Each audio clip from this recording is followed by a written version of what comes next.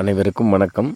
என்னுடைய பண்ணையில் 2 ஆடு விற்கிறேன்னு சொல்லியிருந்தேன். ஒரு மாடு ஒன்று விற்கிறேன்னு சொல்லியிருந்தேன். மாடு வந்து பார்த்தீங்கன்னா உடம்பு சரியில்லை.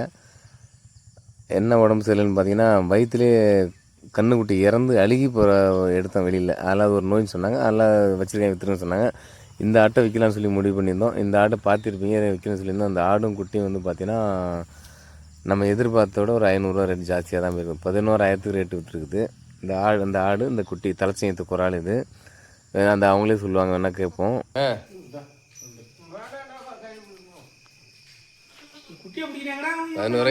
குட்டியை ஓடி குட்டியை பிடிங்க.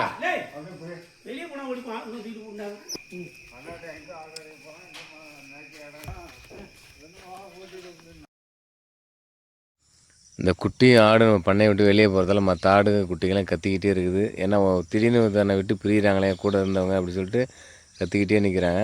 எந்த ஆடாக இருந்தாலும் எந்த பண்ணையிலேருந்து ஒரு ஆட்டை பிரித்து எடுக்கும்போது 2 நாளைக்கு கத்திக்கிட்டே தான் இருக்கும். அது வந்து பிரியுதில்லை, ஒன்றோட ஒன்று இருக்கும்போது அதெல்லாம் கத்திக்கிட்டு தான் இருக்குது.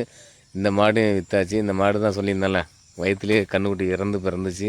அது ஒரு நோய் சொன்னாங்க. அதில் அந்த இந்த மாடு இருக்கா நான் சொல்லி இந்த மாட்டையும் கொடுத்துட்டேன்.